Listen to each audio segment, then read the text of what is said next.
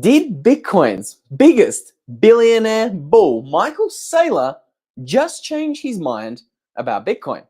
Well, yesterday, a new viral interview was released on the internet by Michael Saylor, and it's going viral for all the wrong reasons.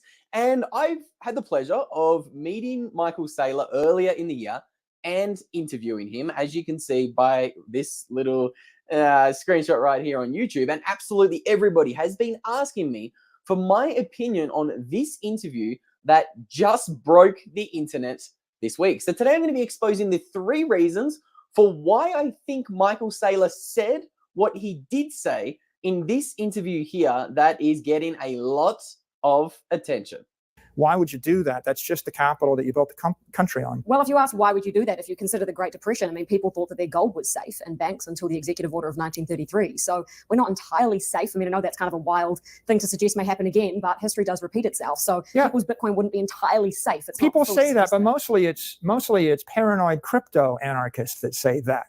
Okay, because it's a myth and a trope that goes on over and over again. But first of all, oh no, we got screwed by YouTube ads. So Michael Saylor he was asked about the possibility of Bitcoin being captured or seized, right? And he says directly, the only people worried about that are paranoid crypto anarchists. So are you and I just a paranoid crypto anarchist? Let's play a little bit more of this clip, and then I'm going to show you an older clip that I think exposes the truth of what Michael Saylor really thinks. Well, he seized the gold. People voluntarily turned in the gold. They didn't go and kick in everybody's door, arrest them, shoot them, and take their gold. That never happened. First of all. He asked for it. Second of all, we're going to get to Michael Saylor's second most interesting quote, but I first want to play an older interview that I think a lot of people are forgetting to keep in mind.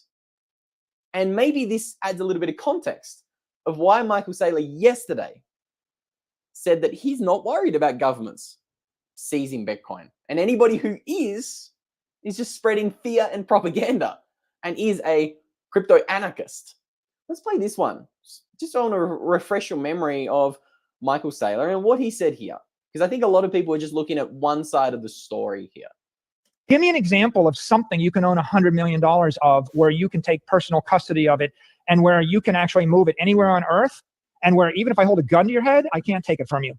And the only thing we've ever figured out that you can do that with is Bitcoin. And so Bitcoin is like, it keeps everybody honest. The optionality to do this means that all you got to do is find one bank in Singapore that'll treat you better than the bank in New York or London or Tokyo, and then you can move it in a half an hour for $5. And what happens next? The bank in New York thinks, well, I guess we can't screw these guys over because they'll just move to Singapore. And the guys in California say, well, I can't just tax all the Bitcoin in California. It'll move to Wyoming. It'll move to Singapore. It'll move to Malta. And at the end of the day, you can tell everybody go fuck themselves. You can put it in your head, memorize the freaking key, right? And it's here. And then, the classic Bitcoiner response is, oh, yeah, my Bitcoin, I lost it in a boating accident. You ever heard that phrase? It's kind of a trope, but what it means is at the end of the day, if you push me too far, I lost it. It's gone. Sorry. That's it. You're right. Tax that. So, pretty interesting words by Michael Saylor and very different words from what he said yesterday in a new interview. So what's changed from that interview in 2021, where he obviously understands the importance of Bitcoin self-custody very well. But then with this new interview, I've got more clips for you guys. He not only says the only people worried about a 6102 are the paranoid crypto anarchists, but he also says this. I've got another clip for you guys right here that I think is even more illuminating and interesting about Bitcoin self-custody. And again, while you're watching these clips, I just want to remind you guys, just last week, Michael Saylor came out and he essentially said his end game is to become $1 trillion company by being a Bitcoin bank that holds hundreds of billions of dollars worth of Bitcoin for you. So he wants to be your custodian. This is what he said publicly a week ago. We're going to talk about that more at the end of today's video, but just keep that in mind when I'm showing you these new clips that have just been released from an interview dropped yesterday. So in this particular case, I don't think we have to worry about Bitcoin held in custody being seized by the government any more than you have to worry about your Apple stock being seized by the government, because the government doesn't need to devalue the dollar against Apple stock to print more dollars either. So it's not really an issue. It's oftentimes, people have these inflammatory, tropes or inflammatory memes that they use. And it's like, I say that because I want you to give me your money. Okay. Like if you don't trust the bank, then you'll buy my hardware wallet. If you don't trust this government, you'll move to my country and you'll buy a passport from me. So if you don't trust that company, you'll sell that stock and buy the other stock. So there's a lot of this kind of messaging and ideas that they're very inflammatory, and they're meant to actually stampede people into some behavior, whatever, which is financially beneficial. Like you can't make your own investment decisions. Investing is very hard. You should give me your money. I'll make the decisions for you. I'm going to charge you 2% fee and 20% of the upside. It's like, well, what should I do about hyperinflation? Well, you need to invest in a diversified portfolio of global alternative assets across 152 different asset classes and revalue every quarter. Oh, I can't do that. Okay, that's okay. Give me your money, girlie. I'll do it for you, right? That's the kind of fear mongering to get you to give me your money, right? So, are we just being paranoid crypto anarchists that are fear mongering you to convince you to give us your money? Strong words. I'm going to play a little bit more of this clip. And I use it to sell you a gun, to sell you a hardware wallet, to sell you an account, to sell you a financial advisor, to sell you an insurance policy, to sell you a, fill in the blank, right? Whatever it might be. And ultimately, I think that there's just a lot of fear that's unnecessary. The bigger idea is Bitcoin is digital capital. It's 1,000,000 times smarter, 1,000,000 times faster, 1,000,000 times stronger, 1,000,000 times more elegant than analog capital, physical capital, and financial capital. And it's simply a technology transformation. It's like, don't take 10,000 records and haul them around with you and 10,000 books whenever you travel.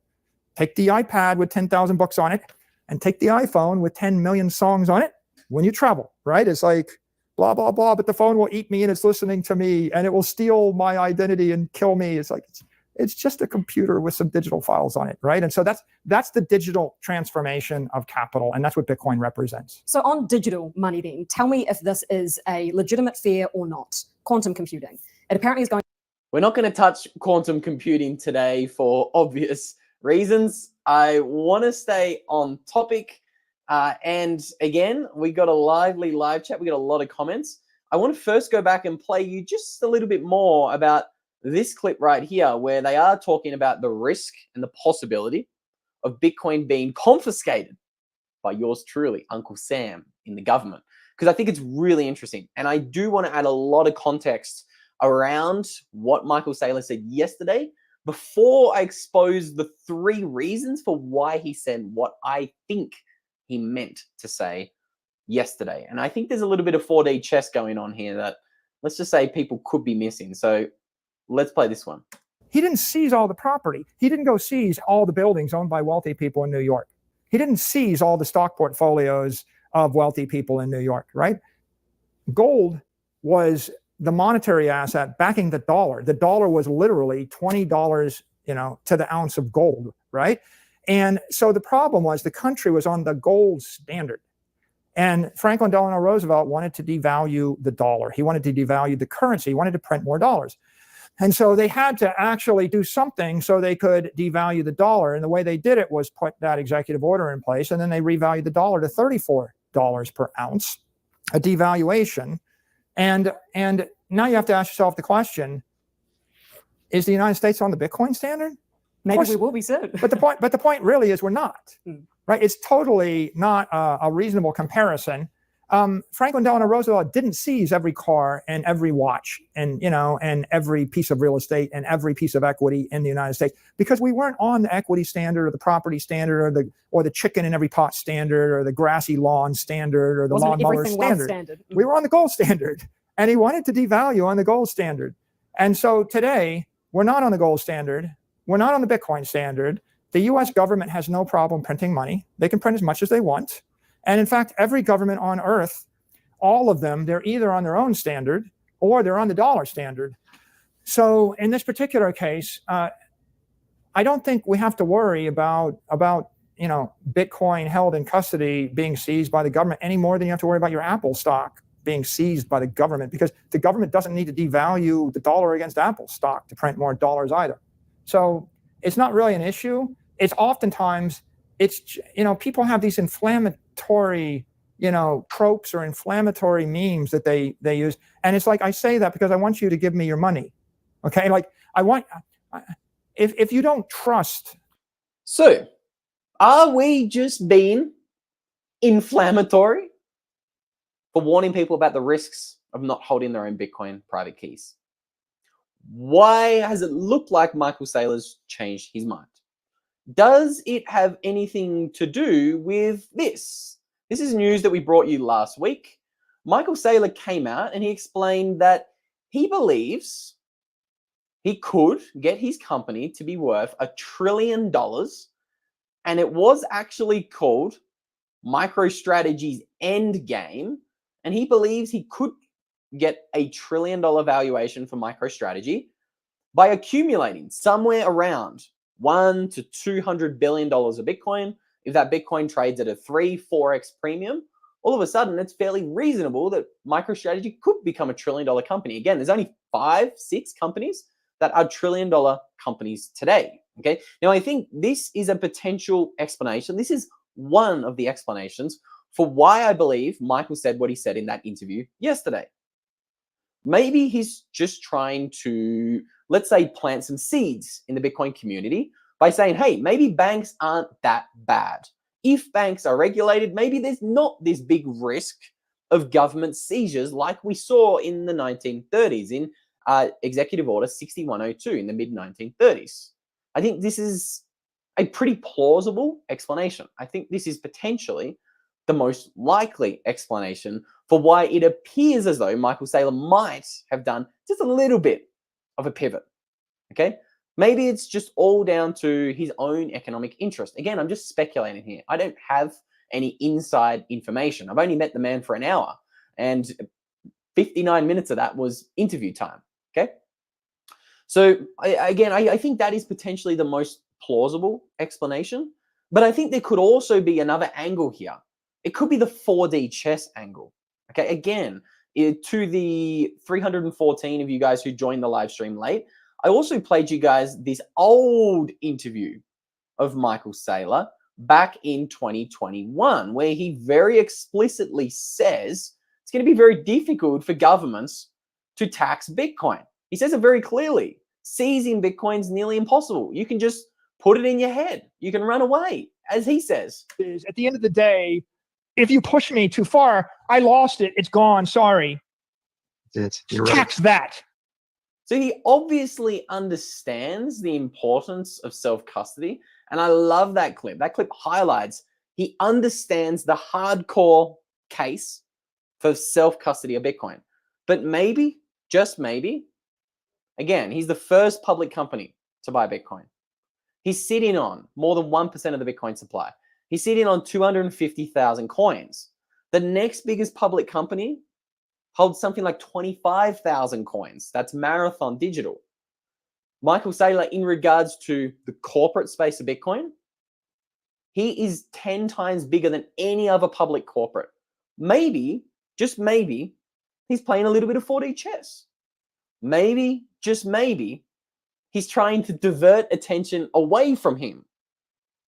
Again, he is embarking on a speculative attack on the US dollar. He's borrowing billions of dollars of fiat to buy tens of billions of dollars worth of Bitcoin. Obviously, that's going to raise some eyebrows, especially when he's squatting on 250,000 coins.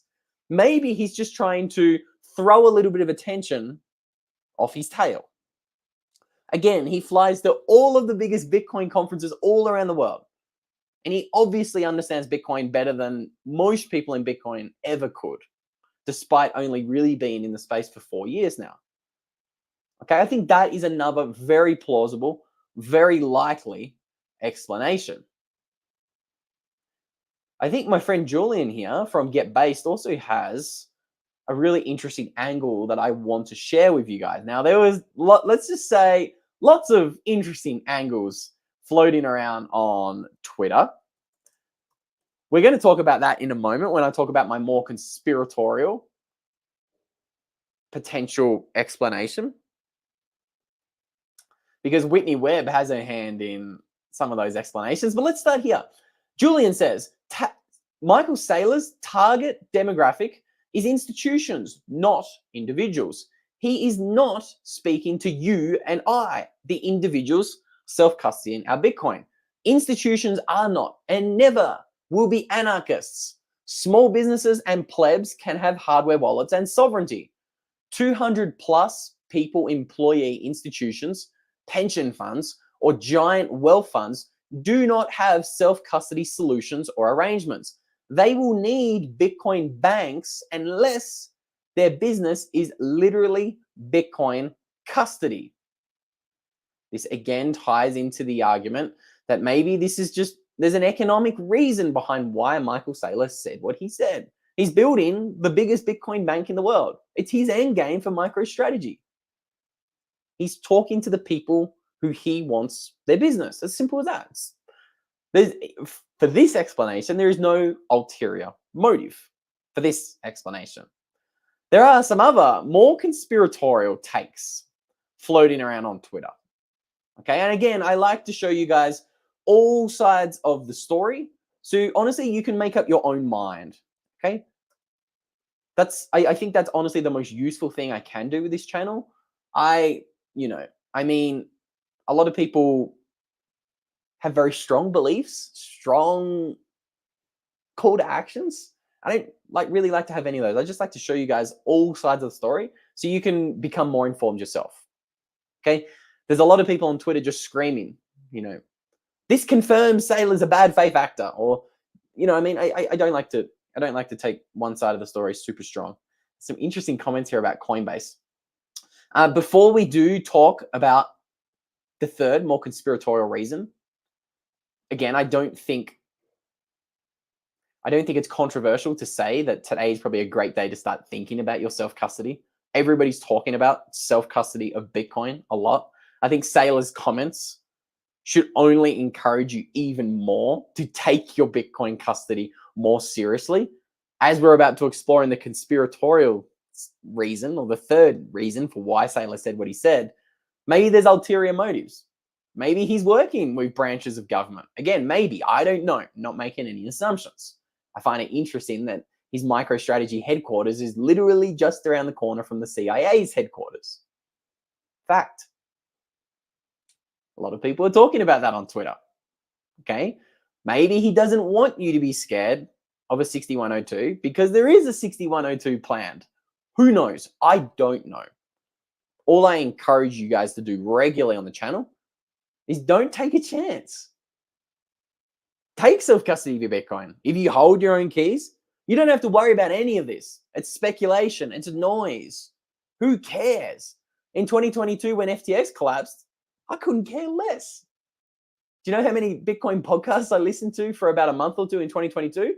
Probably zero, because everybody was talking about FTX and, oh, are they going to collapse? Are they going to give you money back? I didn't care because I wasn't affected by it. I had Bitcoin sitting in self-custody. I was sleeping sound at night. Okay? So again, I think this is a great day to remind you guys, take self-custody of your Bitcoin. And once you do that, do not make the pivotal mistake that everybody makes with their Bitcoin custody. They do not do this. They do not back up their Bitcoin private seed words on titanium. Instead, they put it on pieces of paper, which you guys should know is not safe. It does not survive the test of time. If you have your Bitcoin private seed words on something like this, paper, you are making a critical mistake. Okay, I always encourage you guys, go put your Bitcoin private seed words on paper. This is why you can always check out what Stampseed is doing. They create the industry leading generational wealth storage solution for your Bitcoin. It's a mouthful, isn't it? What Stamsey does is they make titanium plates, and those puppies do survive the test of time. As you can see, they will survive fire. They will survive the ocean. They will survive all of the elements that life throws at them. Okay, so you can get 15% off with that discount code Luke15. Now let's get into the third, more conspiratorial take. I've been waiting to get into this one. You guys know I love, let's just say, just exploring possibilities in the Bitcoin space. A lot of people are too scared to touch topics like this, which is why I'm going to do it. So this, again, hypothetical scenario. I'm not saying I believe this. Some people think that maybe Michael Saylor's a spook. And some people think that maybe his comments yesterday confirm that. I'm not going to lie. I don't think it confirms anything. I mean, we don't know what's going through the man's mind. We don't know why he said what he said. I told you guys, I think explanation 1 and 2 are probably the most plausible explanations for why Michael said what he said. But I'm not going to lie. Yesterday's comments, in my mind, raised the probabilities that maybe there's an ulterior motive here, that maybe he's working with someone with an ulterior motive. Again, only raises the probabilities. There are no certainties in life, only probabilities. And if your predictions or mental frameworks don't change when events change, you don't update your probabilities, you're not aligned with reality. Let's take a look at some of the spicy takes on Twitter. Jamison Lop, if you're surprised by Saylor's recent comments, then you haven't been paying attention. Let's have a look at what he's quote tweeting. This is a tweet that he quote tweeted from himself. The folks who are focused on TradFi adoption of Bitcoin don't care about improving the protocol and scaling the network because they don't care about self-custody. The next battle for Bitcoin is brewing. Hot take by Jamison Lop, OG Bitcoiner.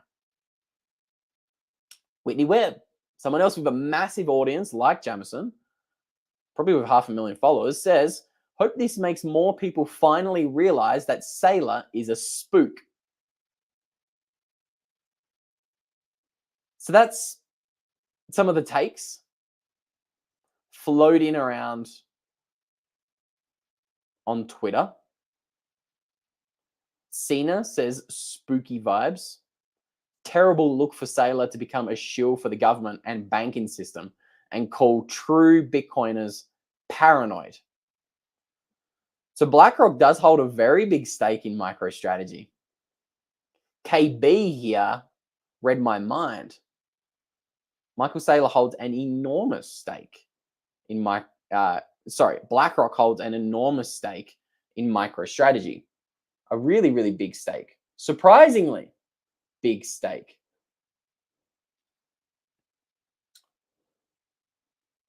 I'm back. I was going a little bit dark there. I had to give my camera a little bit of a reach around, trying to play around with the settings while I'm talking to you guys. That didn't come out well, did it? Reach around. Ian on Twitter, quick change of subjects. Saylor is just an accelerant to Bitcoin's adoption. Someone has to do it. I agree. And as Mr. Nobody says, I'm still a fan of Saylor. Again, my eyes aren't closed to the possibilities of maybe, just maybe, he is working with the government. It's a possibility, not ruling it out.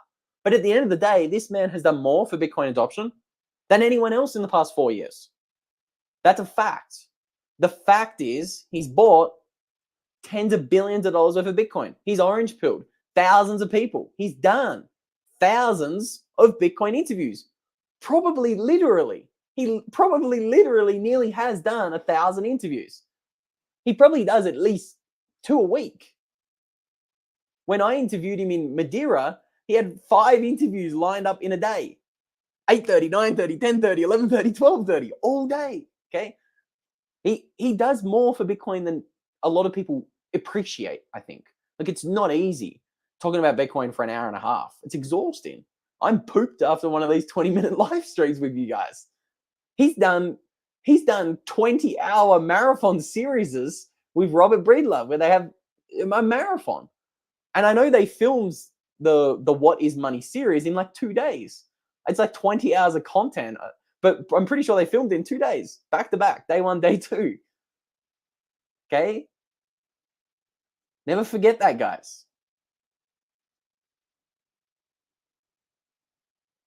Great comment by Mr. Nobody. Of course, he's been approached by three-letter agencies, but so what? He still has the most valid teachings. I agree. I really do. Thank you for the kind words, All Night Hider, my man. Blackmail is one hell of a drug. So now the new fight will be captured influencers pushing for self-custody. I'm not sure if I understand that comment. I think it's a good thing we have people spruiking self-custody.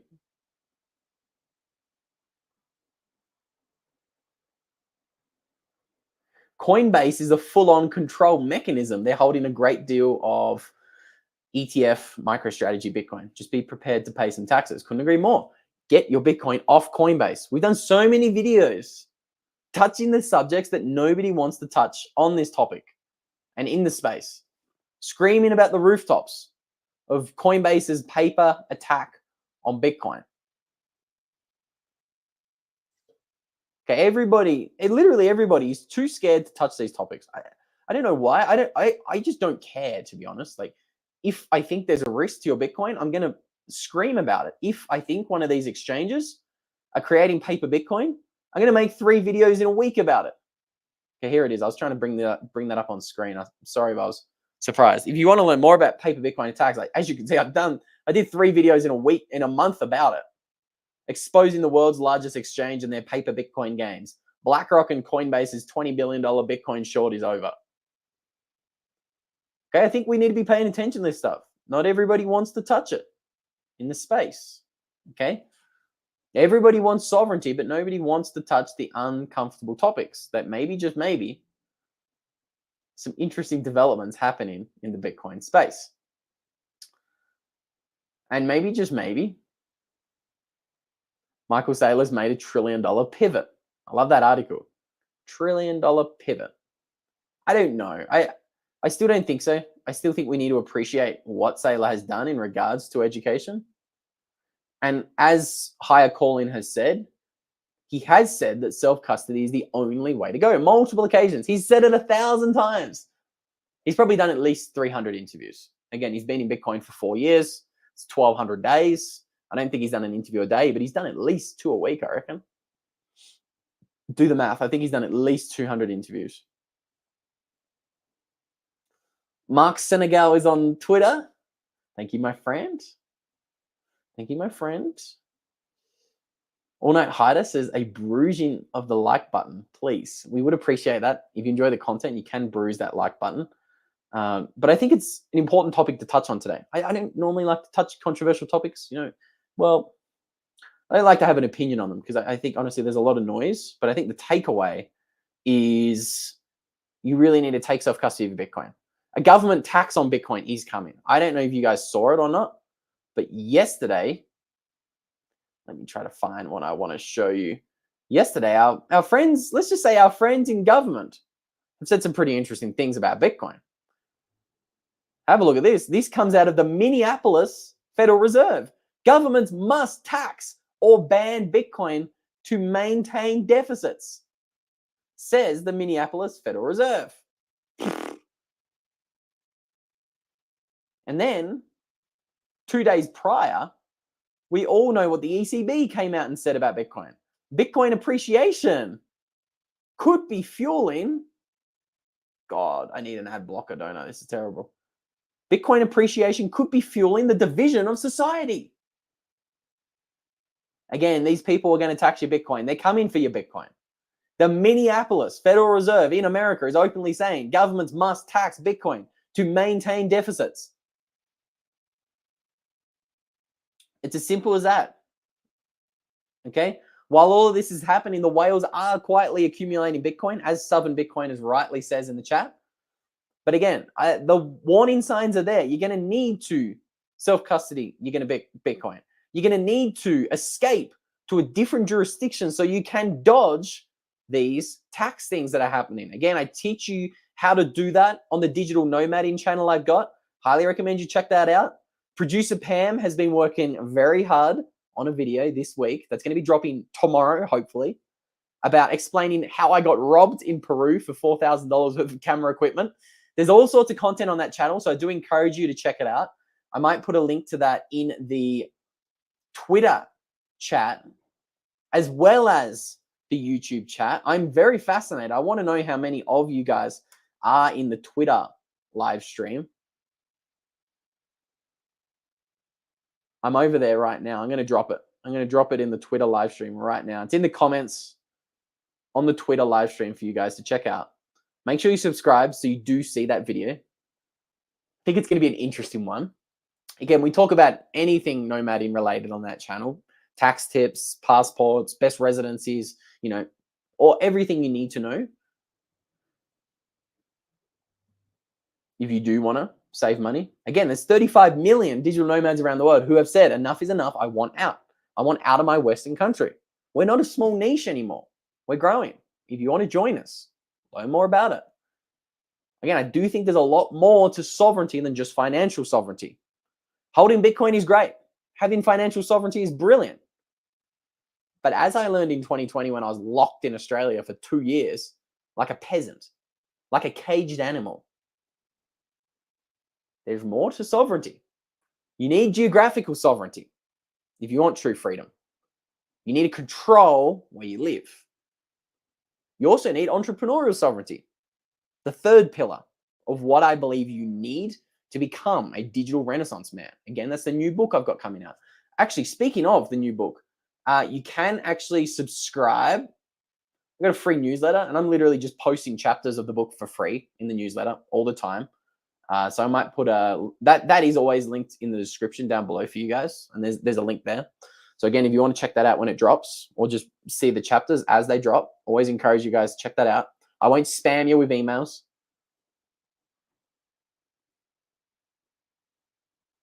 But again, I think the tides are turning. We're slowly beginning to see that you are going to need to start thinking about plan Bs. With all that said, guys, let me know what you thought of that video.